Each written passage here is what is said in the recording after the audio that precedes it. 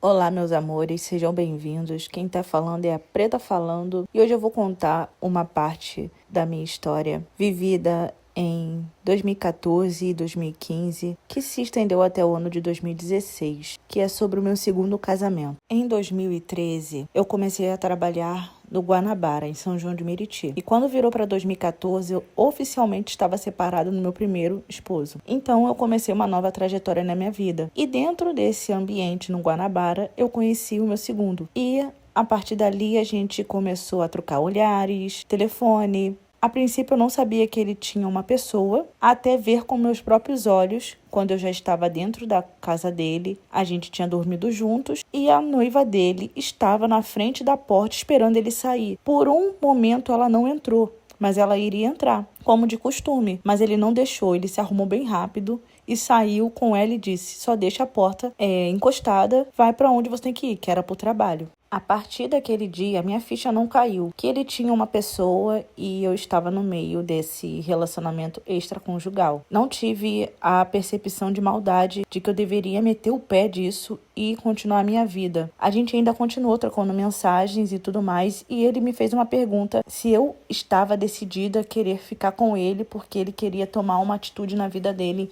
em relação à noiva. Falava muito mal dela, absurdamente mal, como de costume de homens que querem se separar de mulheres. Eu aceitei que eu estava disposta a querer ficar com ele e ele disse: então eu vou finalizar o meu noivado para ficar junto com você. Eu estava em Belford Roxo, no Jardim Glaucia, estávamos num ponto de ônibus, porque eu ainda frequentava a casa do meu ex-marido, mas não dormíamos juntos. Eu tive que ficar lá por um tempo, porque eu estava passando por uma situação bem delicada na época, mas eu não tinha contato com ele. Ponto. E ele disse assim: por que você não vem morar comigo? Eu já não estou mais noivo e a gente tá ficando, você aceita? Aí eu disse: eu até aceito, foi muito rápido, eu não pensei, só aceitei e disse: eu preciso pegar algumas coisas que estão na casa do meu ex-esposo, partir para sua casa, certo? E assim foi feito. Passou mais ou menos uma semana, eu consegui reunir tudo que eu queria. Meu ex-esposo não estava em casa, ele não viu o que eu tinha feito, peguei todas as coisas que eu tinha que pegar e levei para casa do meu segundo. Quando eu cheguei com as minhas coisas na casa do meu segundo, foi assim uma aventura, porque logo em seguida eu comecei a receber muitas mensagens do meu primeiro e ele estava assustado porque queria saber o que aconteceu. Eu disse abertamente para ele tudo que eu tinha que dizer, o que estava acontecendo, o que eu fiz, o porquê que eu fiz isso, que eu peguei todas as coisas que eu queria pegar lá. Eu peguei muita coisa, foi coisas de cozinha, foi roupa de cama, foi alimentos, foi muita coisa. Ele não saiu perdendo, ninguém saiu perdendo no caso, mas eu tive que mudar meu número de telefone e foi exatamente ali que o meu segundo marido descobriu quem eu era, a esposa que eu era pro primeiro, porque ele contou tudo quem eu era e o meu segundo achou que eu seria essa mulher para ele. Mas assim, eu era uma mulher evangélica e era totalmente diferente a vida que eu vivia com o meu primeiro e a vida que eu vivia com o meu segundo não era igual. E ele esperava que eu fosse uma mulher perfeita, recatada, submissa, uma mulher calada, que aceitasse tudo. No começo, ele não esperava muito essa imagem minha, mas foram se passando os meses e ele esperava que eu me tornasse essa pessoa. Acontece que nós saímos do Guanabara e foi a pior decisão que eu tomei da minha vida.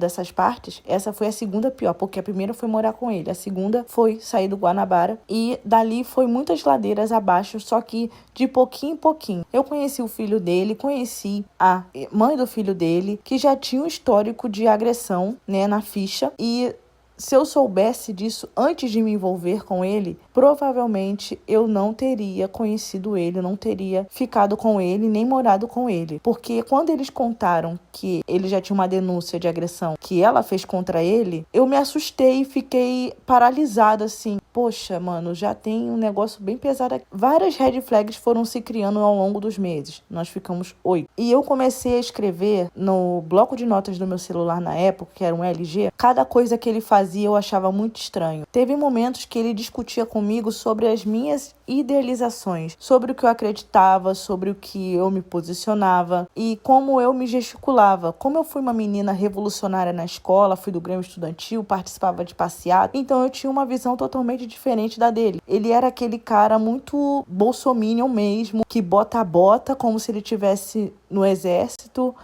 se acha um cara muito sinistro, como se todo mundo pudesse ter medo dele. Ele tinha um perfil de skinhead. Anotando o que eu passava com ele no meu bloco de notas, a cada mês eu voltava para olhar como era os meses passados, como foi o primeiro, o segundo, o terceiro e o quarto. Eu sei que a partir do quinto eu não consegui mais anotar porque eu me esqueci, mas a nossa situação era bem delicada porque nenhum dos dois trabalhava, mas a gente estava procurando emprego. Até que a gente foi para Volta Redonda, ficamos procurando emprego e ele sempre reclamava, sempre falava coisas para poder desanimar, falava coisas de baixa estima, que não ajudava em nada, reclamava muito sobre algumas coisas, por que as pessoas não contratavam a gente. E eu estava segura do que eu queria, tanto que eu cortei meu cabelo nessa época, decidi mudar minha imagem. Foi ali que eu descobri o quanto ele era machista e a mãe dele estava sempre defendendo ele. Teve um episódio que eu estava dentro do banheiro e chegou a pingar uma gota de sangue de mim, mas não era de período. Eu cheguei e falei com ele assim, olha, no banheiro bem pingou sangue, mas eu não tô naqueles dias. A mãe dele ouviu, chamou ele no canto, conversou e disse que eu não poderia estar grávida, porque já era muito difícil ele não ter emprego e a mãe dele pagar a pensão do filho dele. Eu não disse pra ele, mas foi bem irresponsável ele sair do emprego do Guanabara, tendo um filho onde ele teria que pagar pensão. É claro que assim que ele saiu, ele conseguiu um emprego num bar perto de casa, mas ele parecia que não gostava era de trabalhar. Notavelmente era isso no semblante dele. Estando em Volta Redonda com ele, foi ali que eu percebi também que ele tinha puxado um dom da própria mãe, de gastar tudo que tinha. Ela não sabia administrar o dinheiro e nem saber como poderia gastá-lo de forma inteligente. Ela gastava com tudo que via pela frente. Eu vi ela vender uma máquina de frango e gastar em menos de 2 dias R$500. Eu fiquei um pouco assustada com aquilo, porque o dinheiro foi muito rápido embora, fazendo os desejos do próprio neto e do próprio filho também. E eu notava isso nele porque eu não podia ter algum dinheiro na minha carteira que ele arrumava um jeito de gastar. E quando ele tinha R$5 ou R$10, ele arrumava um jeito de a gente gastar aquele dinheiro de alguma forma, principalmente no BK. Ele vivia nesse lugar, a toda semana ele conseguia um dinheiro de alguma coisa, de alguma venda, de alguma troca, de algum bico que ele fez para gastar comendo hambúrguer, pizza, coisa que deixava só a gente gordo. Eu consegui emprego num supermercado. Ele não falou exatamente, mas ele expressou de forma corporal que ele não gostou, porque eu fui aprovada e ele não. E ele ficou reclamando disso. E todas as vezes que eu ia trabalhar, tinha vezes que era muito tranquilo ir pro trabalho, mas tinha vezes que ele perturbava meu juízo. Falava coisas pra me insultar, falava coisas pra me diminuir, porque ele tava com inveja porque eu tava trabalhando e ele não. E aconteceu que 1 mês ou 2 meses depois eu trabalhando, ele conseguiu um emprego que ele não ficou 1 semana porque descobriram que ele tava passando a mão nas coisas lá dentro. Só que eu não quis falar isso, mas eu sei que foi isso. E quando eu decidi também saí do emprego onde eu estava porque o supermercado estava acabando com a minha vida e a distância também estava me matando, eu decidi procurar emprego nas lojas americanas. E eu não contei pra ele. Eu sei que os últimos meses que a gente estava vivendo junto, eu comecei a ser mais distante dele, de contar as coisas pra ele, o que eu passava, o que eu vivia, o que acontecia, porque ele estava sempre sendo agressivo comigo, falando coisas de baixo escalão. Ele se insinuava pra pessoas, amigos dele, dizendo que ele era o cara mais sinistro, mais fodão, mais esperto, que ele era brabo na cama, mas o cara era muito fraco, possessivo, descontrolado, tinha problemas emocionais muito sérios, ele gritava, ele chorava, depois, logo em seguida, ele me ameaçava, ele queria me bater, ele falava coisas muito pesadas pra mim. E eu fui só guardando isso e pensando, eu preciso fazer alguma coisa pra sair dessa casa. Eu já tenho um emprego, eu vou pegar esse salário que eu vou receber, porque eles vão me mandar embora, e eu já vou começar a trabalhar na Americanas, e eu vou meter o pé daqui, ele não vai saber. Assim, eu achei que seria exatamente assim, mas aconteceu algumas coisas antes que foram agravando a pior causa. Mas, graças a Deus, eu consegui sair de tudo isso. Eu tive que fazer uma denúncia contra ele, é claro. Até hoje tá essa denúncia contra ele, eu não tirei, porque são medidas, tem coisas sensíveis nessa medida, porque ele já gravou coisas nossas, e eu ficava com medo dele expor isso na internet. Algumas vezes me seguir, ir atrás da onde eu trabalhava, mas eu sempre desvencilhava.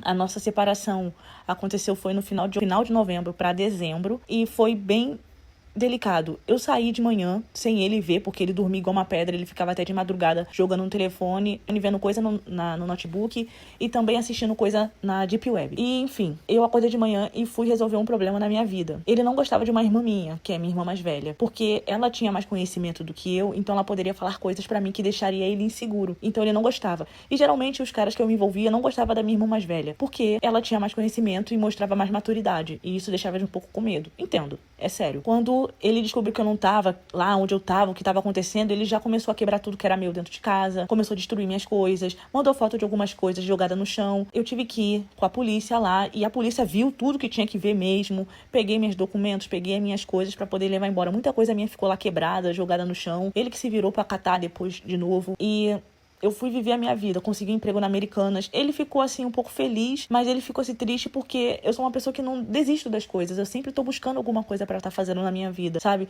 Não tá me agradando aqui, não tô me sentindo bem, vou pra caçar outra coisa. E eu consigo, pronto. A gente ainda continuou mantendo contato depois que eu estava na Americanas ainda, mas uma pessoa me aconselhou a não ficar com ele. E eu comecei a querer não ficar mais com ele, nem falar mais com ele, mesmo com a medida protetiva. Isso foi perigoso, muito perigoso. Ele podia fazer uma coisa contra mim. E eu disse que eu não queria mais ficar com ele. Ele começou a me amaldiçoar, falar um monte de palavras, ser aquela mesma pessoa que ele sempre foi. Aí uma pessoa que tinha me aconselhado a isso falou, viu? Ele sempre foi, sempre será a mesma pessoa que ele foi com você, com a ex dele, com as outras meninas, que ele teve diversas namoradas. Eu cheguei a ficar com diversas candidíases estando com ele. Quando eu parei de ficar com ele, minhas candidíases foram embora. Nem sempre a gente usava preservativo, mas sempre eu estava com candidíase, a pior que tem, que é a Gardnerella. Eu acho que é esse nome que se fala. Eu sempre estava com a pior delas. E ele reclamava, achando que ele não tinha nada a ver com isso, mas ele estava lá infectado. Ele estava com uma candidíase que ele vinha carregando de outras relações sexuais que ele teve. E eu não entendia por que a maioria das namoradas dele engravidava e perdia o neném. A maioria delas. A maioria das meninas que ele teve relacionamento, ele engravidou e perdeu. Então, assim, ele é muito problemático. Eu não sei como ele tá hoje, eu espero que esteja bem. Eu tenho certeza que as coisas da cabeça dele, pra ele mudar, ele tem que realmente aceitar ser uma pessoa diferente e mudar. Mas é exatamente assim, é só eu ver uma foto, um vídeo da pessoa que, infelizmente, eu já consigo deduzir que a pessoa ainda é a mesma pessoa, por causa das expressões corporais, por causa do modo de fala, por causa do modo que se expressa alguma coisa. Ele faz isso também comigo. Ele também falava desse jeito comigo. Pra mim não mudou nada. Preste sempre atenção no modo de fala, nas amizades que ele tem, nos comportamentos, se ele tem histórico de agressão, se tem já passagem pela polícia, se ele paga pensão ou não paga, se ele cuida dos filhos que tem, se ele omite alguma coisa, como é a relação dele com a mãe. Observa muito isso. Não é só o filho que tem que respeitar a mãe. É saber se a mãe passa a mão na cabeça do filho, porque também tem essas paradas. Como é a relação dele com as ex-namoradas, o que ele faz pra se sustentar, se ele pensa no futuro, o que ele acha de você conquistar o seu futuro, se impede você de querer fazer uma atividade física, de botar uma certa roupa, com quem você gosta de falar. Geralmente, homens gostam de isolar a mulher da família dela e só ficar próximo da família dele. Pronto, já começou errado. Sempre termina errado, sabe por quê? Porque se acontecer alguma coisa errada, você não tem apoio. Ele tem. E o apoio dele sempre vai prevalecer, ele nunca você.